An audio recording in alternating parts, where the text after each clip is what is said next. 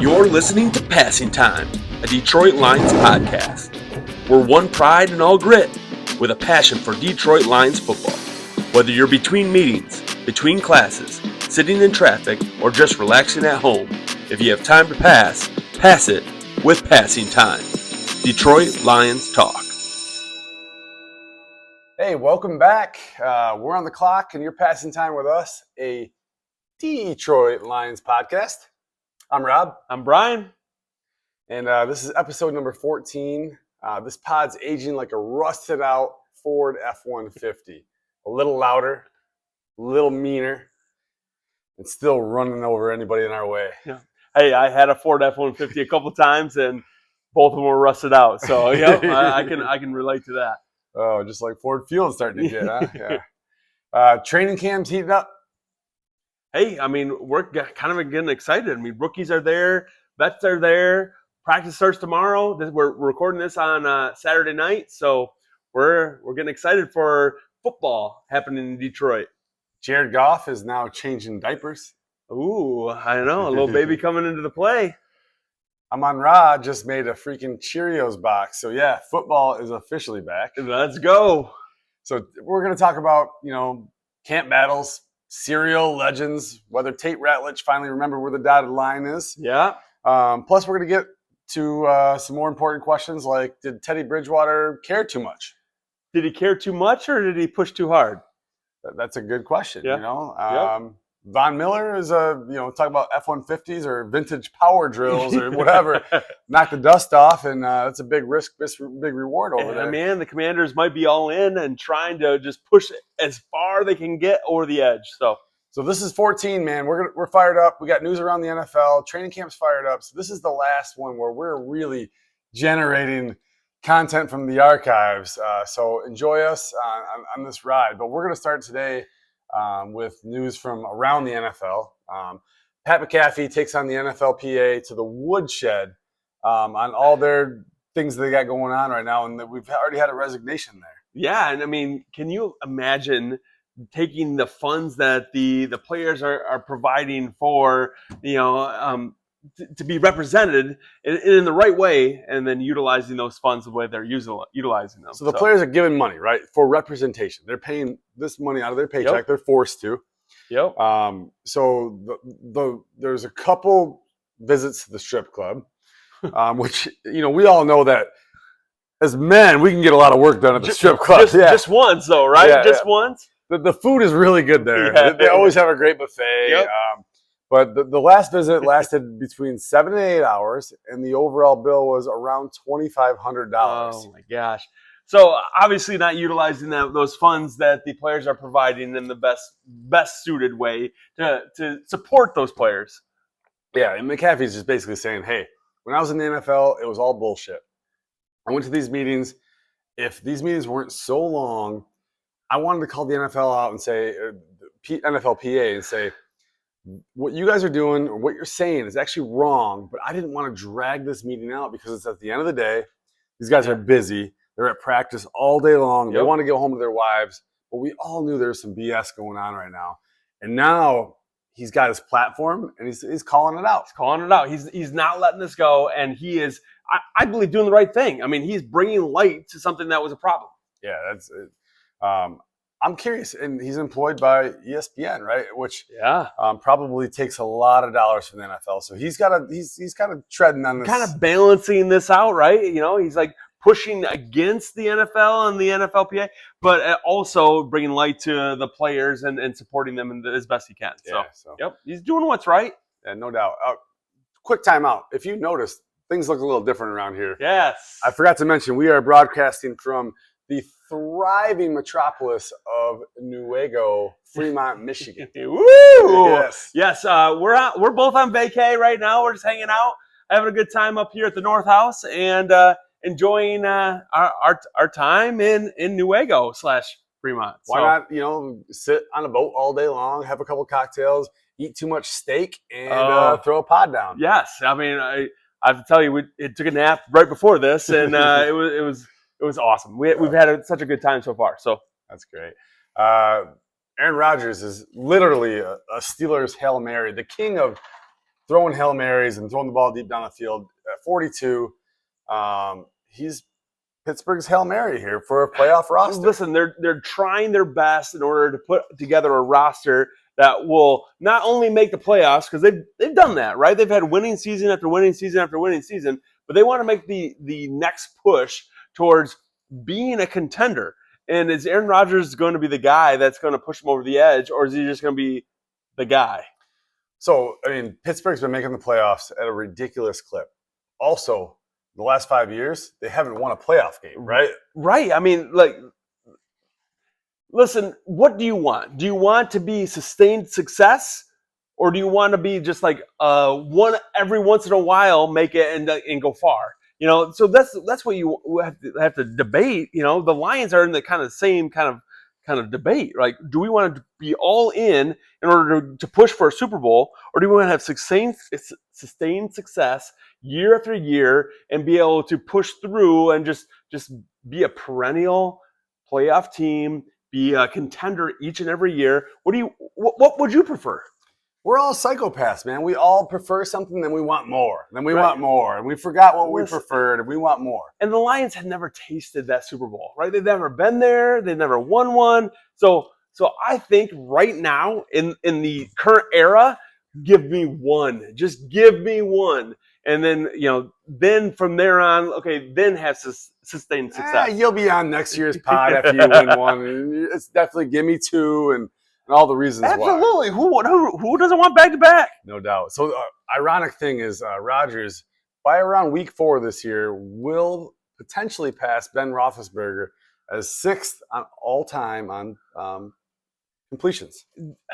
Let's be honest. I mean, Aaron Rodgers, as much as I think that he is washed up and ready to move on and live in his cave, is Bark. Yeah, eating bark. He is a first ballot Hall of Famer. Yeah, so no doubt. And he's quirky. There's a lot of quirky people in the Hall of Fame. So Mike Williams showed up to Jim Harbaugh camp, and 24 hours into it, he's like, deuces, I'm out. And then right after that, Jordan Lewis, Jabril Peppers went on, and they posted their practice schedules when they're at Michigan.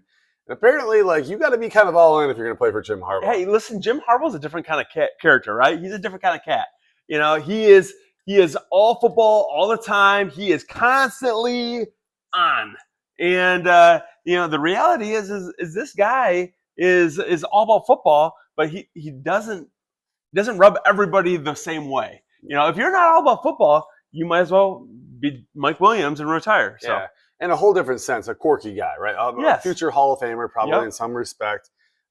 Super quirky guy. Different. He's not going to a dark cave eating bark, but he's climbing a tree trying to get a recruit to commit to a school. So, in the same sense, Scary Terry is in a bit of a contract standoff right now with the Washington Commanders, which I just have disdain for the Commanders now. I just don't like them anymore. As a Lions fan, that makes sense. I mean, they're the reason that we didn't push forward last year. And they're the new hottest thing right now. Yep. Reports say that they will sign him. They have all intentions to sign him, but he's already skipped camp.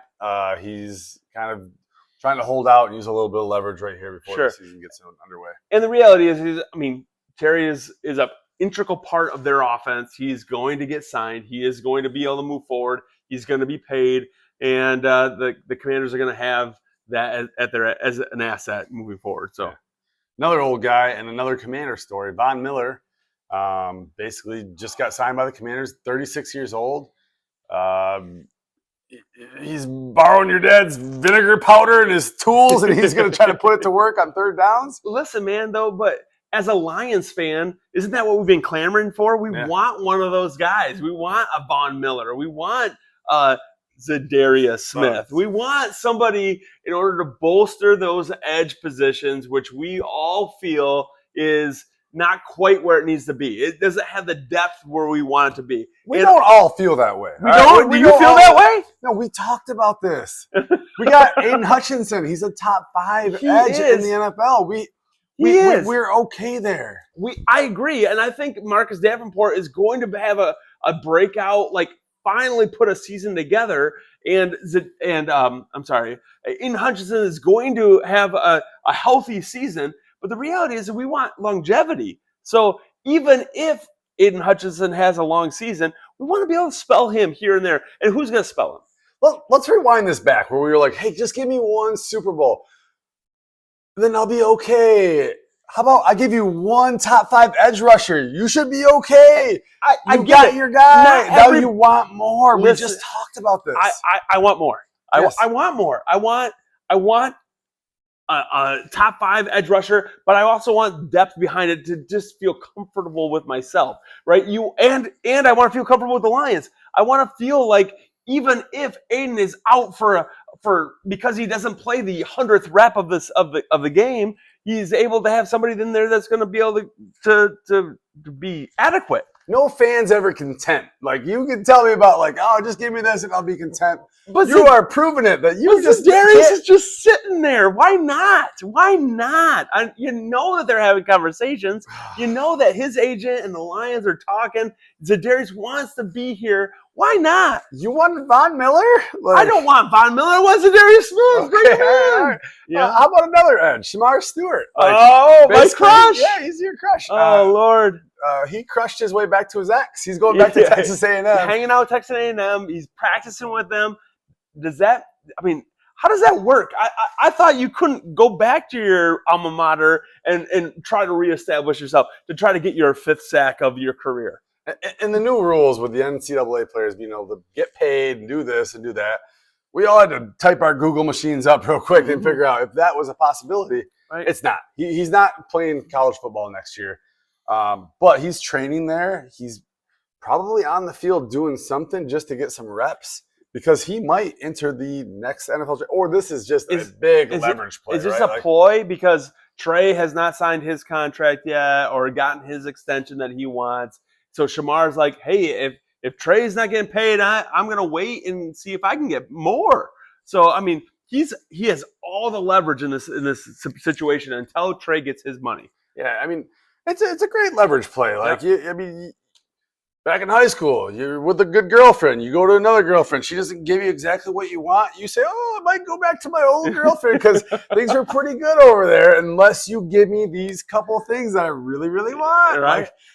Sometimes it works out and sometimes it doesn't. Well, we'll have to see and push the pause button to see whether this works out or not. So, or maybe you end up getting your crush, but with a spare tire on the belly. Yeah, right? You know? I don't want another one of those. It's just, come on. Like, I'm ready to move on. Let's move on to Zadarius and put him in the situation. So, okay, so you're good with Zadarius here. You're going to be content. Unless we're going to trade nothing in order to get a first-round pick, sure. Trade nothing in order to get a first-round pick. Okay. It's obviously not realistic. I'm not going to trade nothing to get Shamar Stewart. But if we were able to get something for nothing, I'll bring him on. Okay, all right. So we're kind of dabbling in the Lions, but let's pause from around the NFL and let's go in and talk about the Lions. The Lions spotlights. Let's see what they have. What's going on in the Detroit Lions world right now? We're just starting training camp. Like, what's happening? Well, we're recording this around 11 o'clock on Saturday night. So by the time Brian gets around and doing his edits, it could be Tuesday. Who knows? Sorry. It takes a while. So Onwuzurike is going to miss the start of the season. So there's some injury news piling up. They just basically kind of released. They just threw it all at the board and said, deal with it, right? Yep. So he's going to be on the IR or the PUP list for the first 4 games. He is out. All right, let me start with Levi. Levi is out for the year. All right, Levi's surgery was, it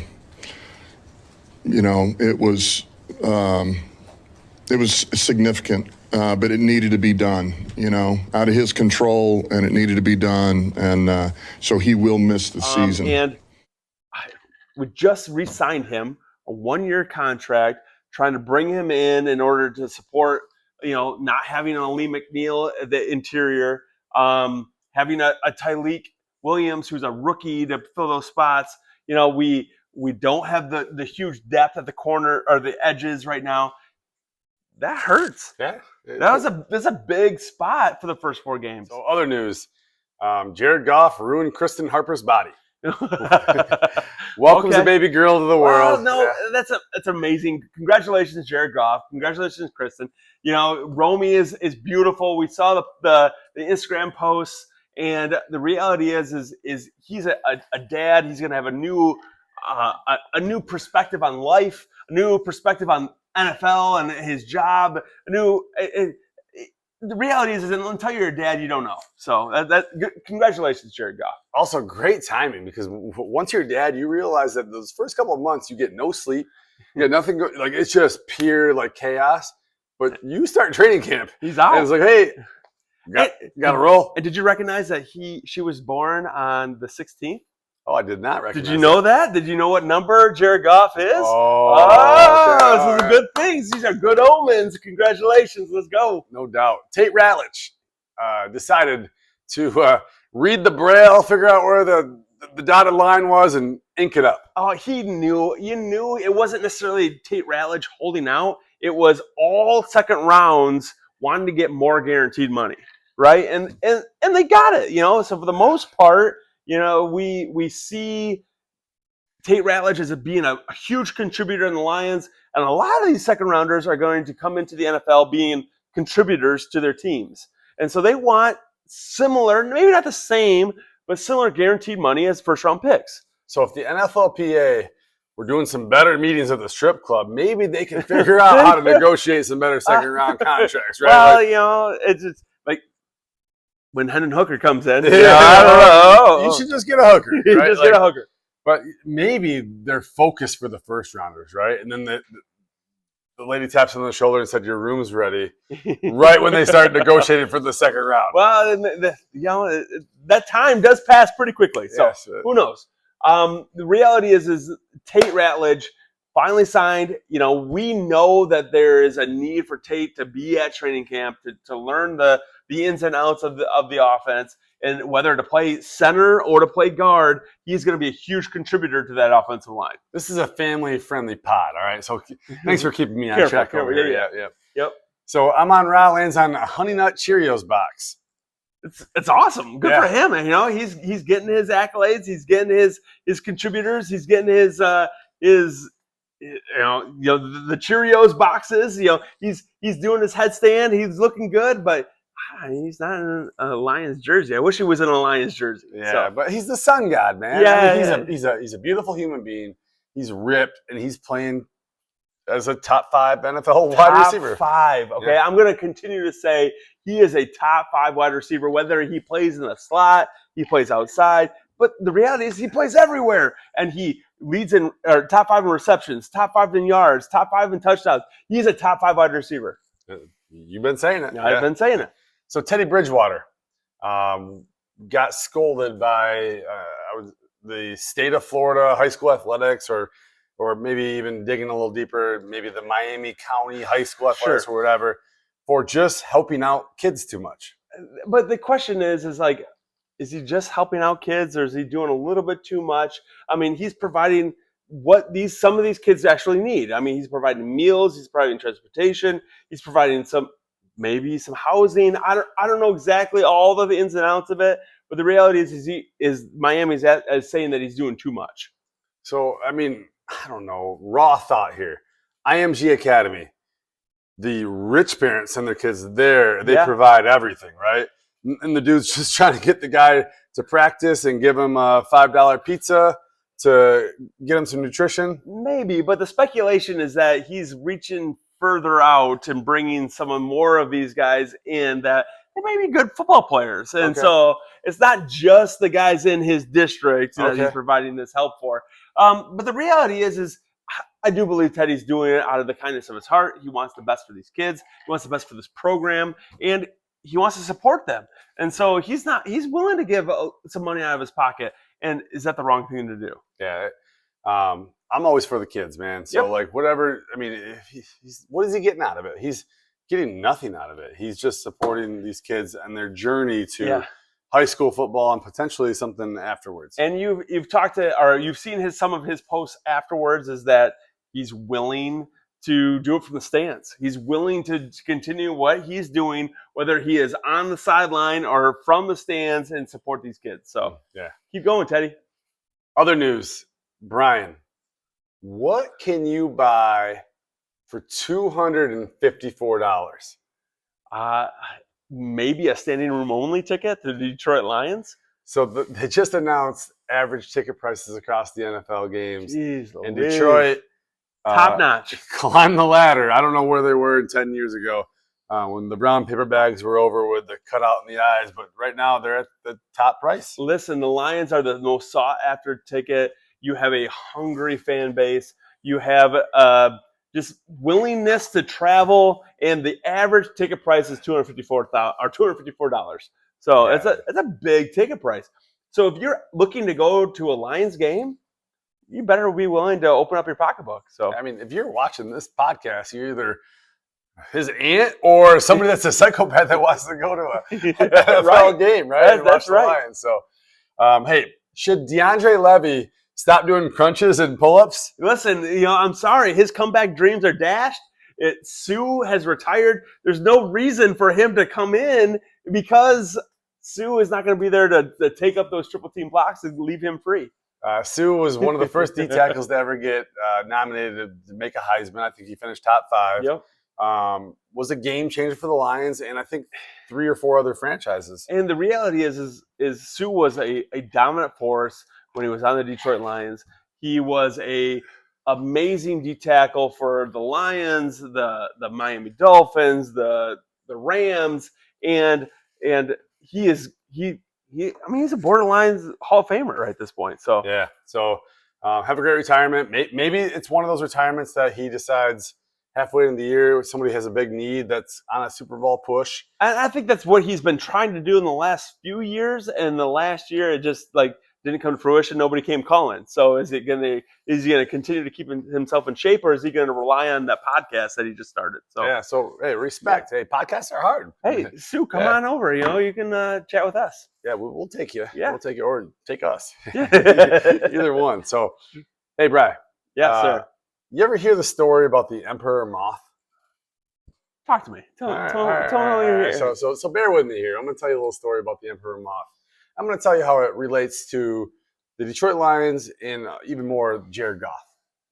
So a guy's walking home, right? And he sees a cocoon with a moth struggling to break free. It's fighting like hell to get out, okay? And this guy's he's a good-hearted guy like you, okay? So he decides to help. So he picks up the cocoon and he snips it open, okay? And the moth, it tumbles out. Big old swollen body, kind of like yours. And it's trying to push through the cocoon, and it has tiny little wings, and it never flies. Why did that happen? What this guy didn't know is that these moths, the emperor moth in particular, has to struggle to push through the cocoon because the tight cocoon forces the fluid from the body to its mouth and into its wings so it can fly. So if it doesn't struggle, it doesn't fly, Brian. Okay, so why am I telling you this story? Tell me more. Let's look at Jared Goff. Kicked to the curb by the Rams. Written off. He's just a system quarterback. He's a bridge quarterback, right? Everybody at the very first is like, how quickly can we get a quarterback to fill in? Because the only reason that Jared Goff's here is to bridge that gap. Gets traded to the Lions. What is he for the Lions instantly? Is a bridge quarterback. Oh, we're gonna tank and draft a quarterback in the next draft, right? Like when we traded Stafford for him, right? We got a first and we'll get a quarterback, right? That's what I was thinking. So first year, 3-13-1. Ugh. Pretty or ugly? It's ugly. It was ugly. Yeah. It was ugly. I remember that first win though. That was a good win. That was a good win. Yeah. So did Goff ask anybody to cut the cocoon open for him? Nope. He did not. He pushed through. He played the process. He saw it. He got fluid in the wings, man. Poise, leadership, deep balls, grit. Same with the Lions. Years of being the punchline around the NFL. Years of somebody just, even me and you, just being like, somebody cut this cocoon open and let this poor creature out because this is just, all I see is struggle. But we leaned into it, man. And all we did was we built this fluid up, and now these wings, they're flying, man. they are flush with fluid right they're now. Flying. Right? Like, they're flying. And the adversity that we went through, we're ready to rip through and go, right? And you listen to guys like Brian Branch. It might not be Jared Goff, but he is already talking about, and you see these social media posts of him saying, hey, we're better than we were. Yeah. You know, we're more hungry than we were. Our camaraderie is amazing, and this team is amazing, and we're keeping together, and we're building from where we left off, and they're just going to be the next step stronger, and the fluid is in the wings, and they're ready to fly. So when people ask you, you know, all your friends that decided to be New England Patriots fans in the middle of their our doldrum years, they say, why did they take the Lions this long to be so good? Say the cocoon was tight. Yeah. Now the wings are ready. Right? Nobody helped us out of that cocoon but us, and we're ready to fly. Man, as we're recording this, the players are sleeping. Hopefully, yes, hopefully. And tomorrow's camp, right? So, what are we going to watch for this year in camp? What are we going to wait to hear when we're recording this next week? The week after, what are some themes that you think are going to play out? There's a few, right? And there's going to be camp battles throughout this week and next week and into our preseason, our Hall of Fame game, and then beyond. And we'll get into those camp battles next week, even more in depth. But the reality is, there's a couple things that we want to keep eyes on, right? So number one is Anzalone there? Is he in camp? Like that's a big concern for me. Probably not. Yeah. I want to make sure that Anzalone and Bill, we'll talk about Bill here in a minute, but Bill's worried about Anzalone and if he's going to be at camp. He's a big contributor to this defense. Number two, you know, Rakestraw. We've heard nothing but amazing things about Ennis Rakestraw, and you know, coming into camp, he was on the kind of the fourth corner looking in behind guys like Terry and Arnold and DJ Reed and Amik Robertson. Okay, is he going to be able to break into a starting role, or is he just going to be the next guy in? You know, so those guys, you know, that's something to look for. Or is he a situational weapon? We talked about that. We did with talk his length about that. And his height. He is like, listen, we got him in the second round, and he was a second rounder for a reason. I mean, he's got skill sets. Yeah. So, what other things are we going to look for? Edge. You know, and we constantly talk about edge. You know, do we have enough, or are we going to try to go out and get Za'Darius, or is Hassanin going to break out and be, you know, what everybody hopes he's going to be? I believe he's going to be a preseason darling. He's going to have the more energy and more excitement than everybody else, and he's going to be able to get 10 plus sacks in 4 games, but then get into a starting, you know, get into the real season and maybe not have as much success. So, what round was he drafted in? He was drafted in the 6th round. And okay, we'll talk about. We're going to talk about 6th rounders. Yeah. So, and it's a little lottery ticket style, right? You know, pushing them all in, or are we going to have like, you know, tempered success? So, but the reality is, you know, those are question marks that we have going into camp that we're excited to see. What's gonna happen? You know, is Hassanin going to produce what we all hope he can? Because we're all, you know, just hoping for an edge rusher that can do something. And Hassanin's kind of the guy right now, right? I mean, he's going to be somebody who we hope can produce something. Offensively, where does Tesla fit? Is he going to be wide receiver 4? Is he going to be wide receiver 3? You know, how is camp going to fit for him? And in saying that, does that mean that Tim Patrick's going to be on the kind of the outside? Is Cleve Raymond going to make the team? You know, all of these types of things kind of fill in as we go. And then you talk about Lovett, who is a later round pick that still is showing some glimmers of hope. So those things are, like, we ask those. And then that doesn't even talk about our offensive line. Take a breath, Brian. Woo! Yeah. I know. Yeah, All right. So what about our offensive line? You know, we have question marks. There's question marks. The reality is Frank Ragnow left. You know, he retired. we have question marks. Who's going to be our center? Who's going to be our two guards interiorly? Is it going to be a Christian Mahogany? He showed glimmers of hope. There's 4 names there kind of rotating for 3 spots. Probably maybe 5 names, but probably 4 names rotating for those 3 spots. Okay. One of the things that my wife and I, we disagree on a lot of TV shows. So it's like, hey, do you want to watch this show? It's like, nah, I don't really watch shows at all. I watch sports and documentaries, which is pretty boring. That's why I'm the boring guy of this podcast. But one thing we agree on, and reluctantly a little bit, Steph, if you're watching this, what's up? Is we'll kind of agree to watch Chopped. Okay. Every once in a while. Like Chopped. And at the end of these guys all cook this meal, and then at the end it's like this guy comes up and he's this real well-dressed, articulate guy. And he's like, "You are now on the chopping block," and he picks up this pan and he reveals who's on the chopping block. So Brian, going into camp, talking about some of these names, if I'm that better dressed guy, articulate, and I pull up that pan, I said, Brian, who is on the chopping block?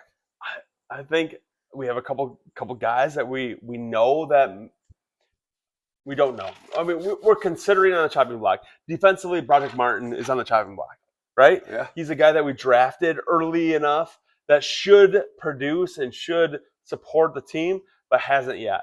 And consistently has been one of those guys that has been on the inactive roster. But we can't put him on the practice squad because somebody else might pick him up. He's gone, right? The reality is if he doesn't show anything in camp, he's on the chopping block. Yes. Okay. Number 2, offensively, you look at guys like Sorsdale, who we've pushed to guard and we pushed to tackle and we kind of moved around a little bit. But right now, this is a time that he should heed the opportunity, and if he doesn't, he's on the chopping block. So our chopping block looks a lot like our meal today that we had. We're eating steak as Lions fans, right? Like there's some teams, their chopping block is looking more like Spam, or like maybe they're on like your friend's vegan diet that you don't want to eat at their house that night, right? Like, but everybody want to eat the Lions house, right? Sure. So like whatever we put out there is probably getting gobbled up. Sure, and so the reality is a guy like Sorsdale, if we get chopped, I mean he's going to be picked up by another team pretty quickly. Another couple guys, Zalstra might be a guy who is fighting for the tight end 3's position, but Yeboah is here, and we got Deal, and we got a couple other guys that might take on that position a little bit more, and Zalstra might be the on the outside looking in. Probably is right now, yeah. So Craig Reynolds is a question mark, and we'll get into Bill's bullet points here in a little bit, but Craig Reynolds, he's an expensive running back 3. Is he worth keeping around, or can we save a buck or two by having S1E14 Vaki take over that running back 3's position? And is he ready to do that? So yeah, that's going to be an interesting thing to play out because he didn't get a ton of love last year. No, but got a little, right? They worked him in situations. And the reality is, last year, we heard that Craig Reynolds had some separation from S1E14 Vaki, right? There was a running back 1 and 2, then there was a running back 3, and then somewhere down the track there was running backs 4 and so on. So there was a separation between him. Is there a possibility of closing that gap? So yeah, that's going to be interesting to see. Yep. Hey, if you've been watching us at all, you know that the last 5 weeks we've done first rounders and second rounders and third rounders and fourth rounders, and fifth rounders, and today we're going to do 6th rounders. Next week, 7th rounders.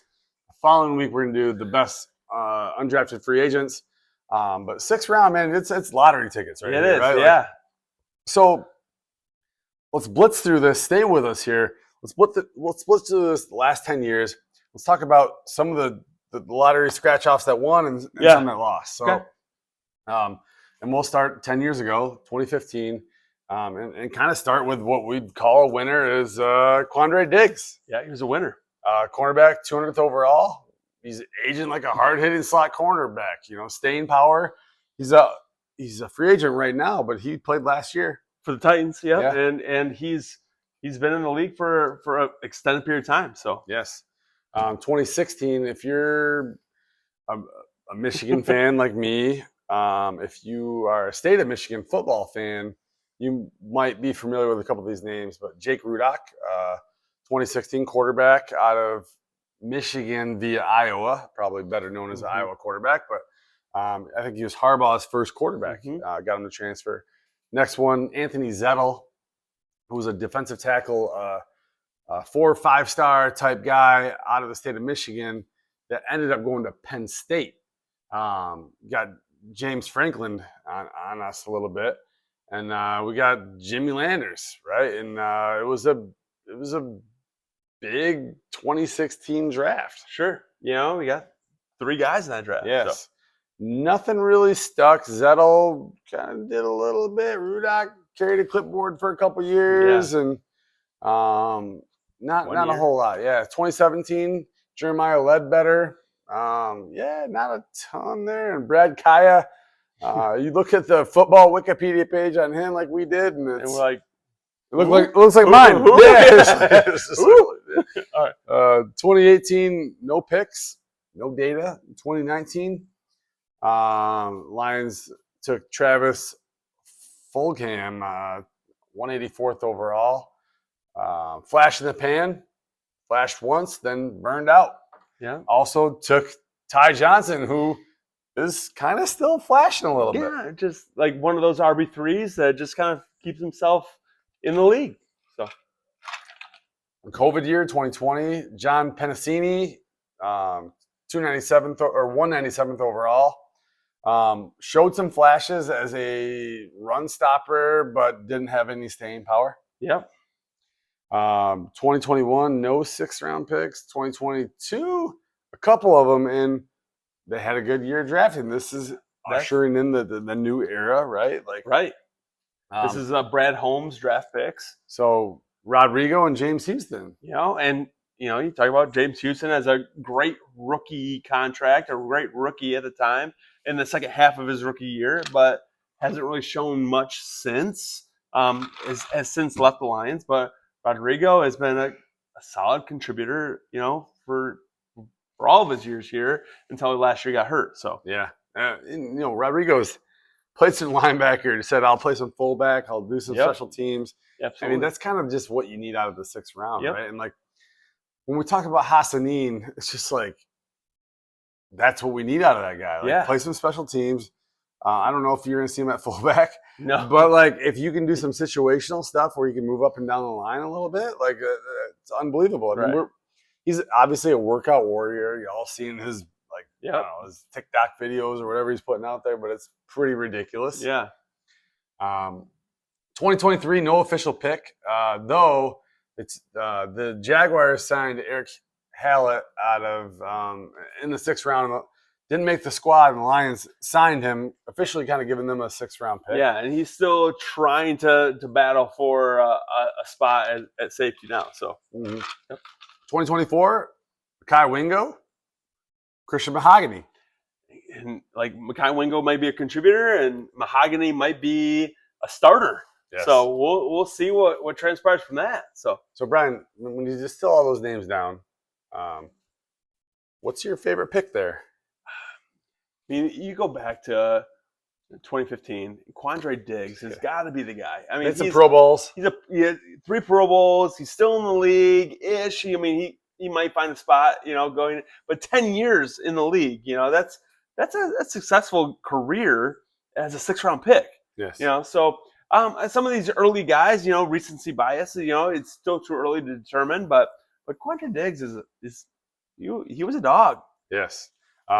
Wouldn't it be great to do this podcast in a couple of years and say, "Oh, Christian Mahogany"? He's consistently starting and making his impact on the Detroit Lions offensive line, and one of the reasons that the offensive line in Detroit is so great. So we'd love to say that about Christian Mahogany.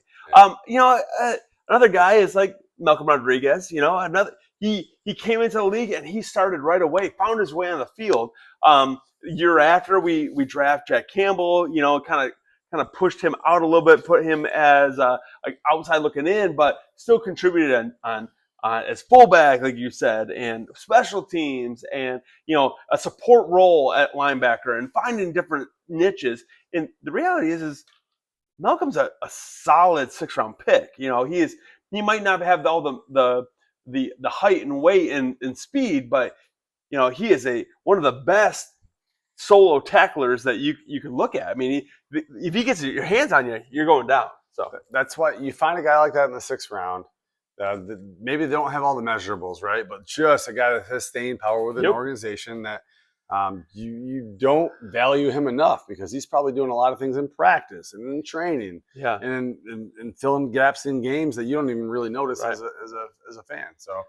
I mean, Ty Johnson, another one of those guys, running back that's still in the league today that is contributing as best as he can, and whether that's at the running back 3 position in all the teams that he's played in, or special teams, but the guy still contributes year after year. So absolutely, yeah, that's we didn't know what we had there. He got a little time with the Lions, but probably more pronounced as a Buffalo Bill than anything else. Right. All right, let's talk about Bill's favorite segment. Bill's Bullet Points. So, Brian, you talked to Bill. I did. And you might have had a cocktail with Bill. I did. So the other night I sat down with Bill, had a beer, and just one?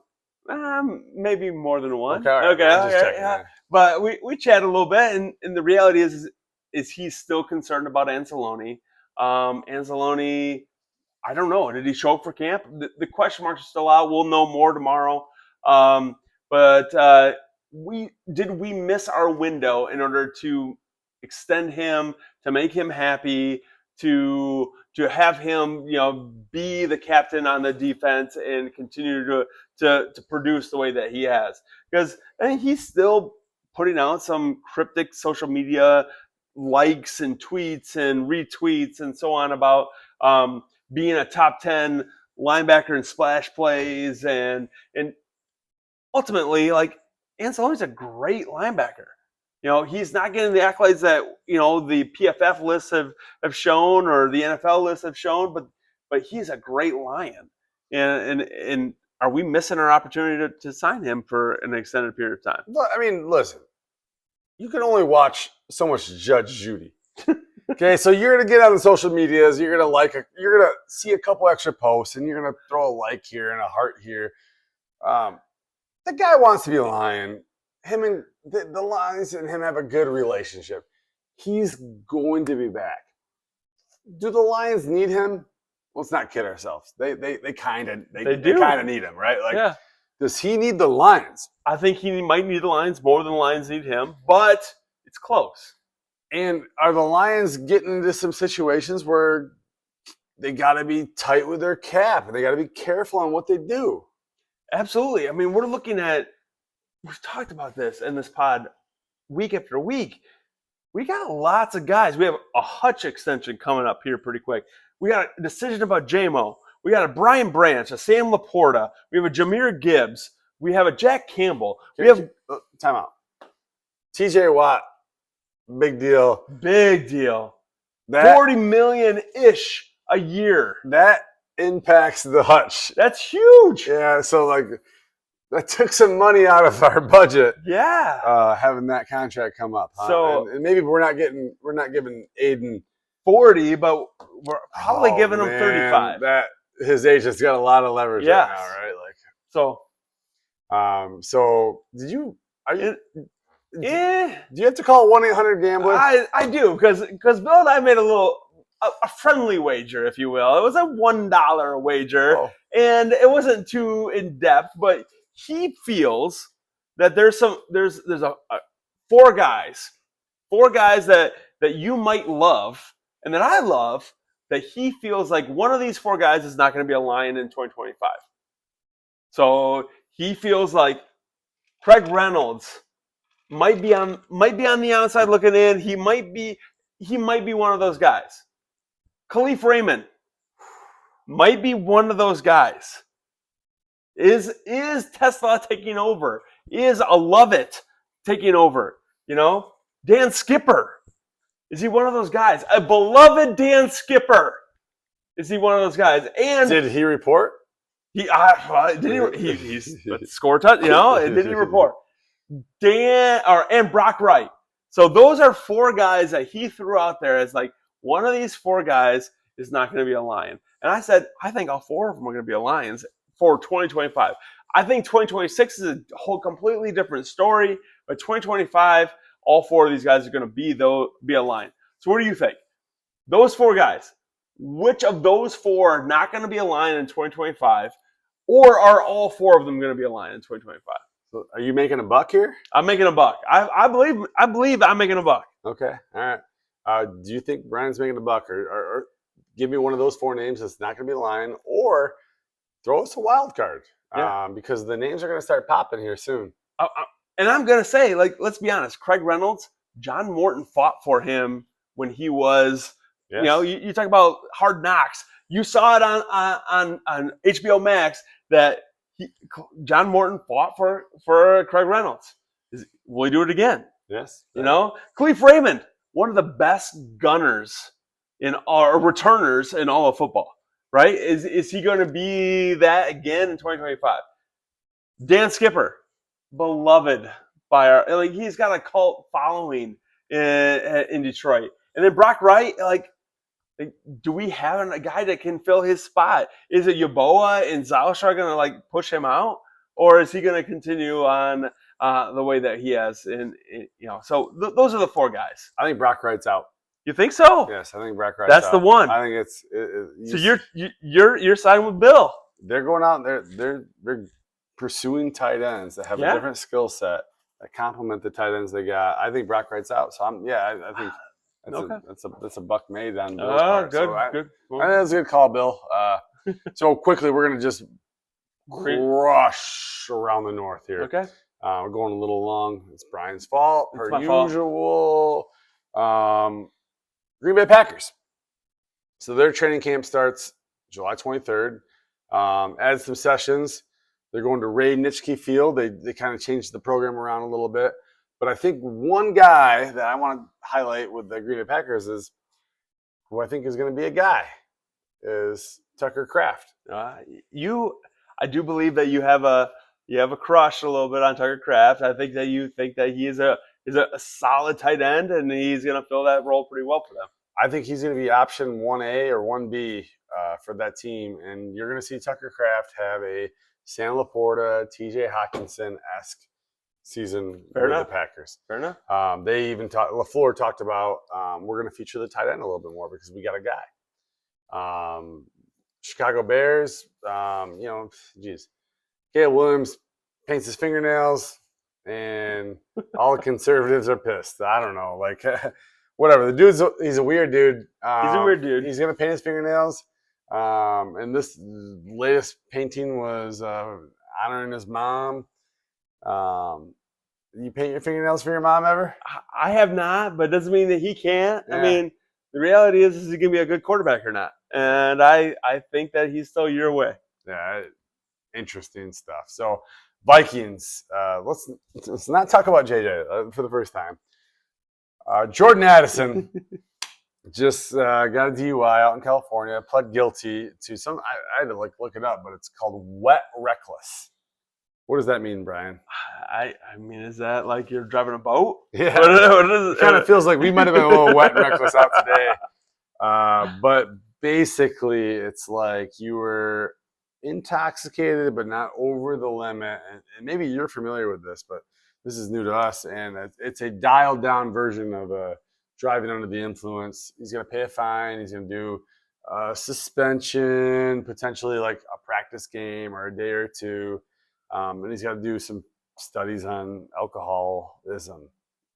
Well, is that going to impact him for when the Lions play him? Probably not. So zero impact. Yeah.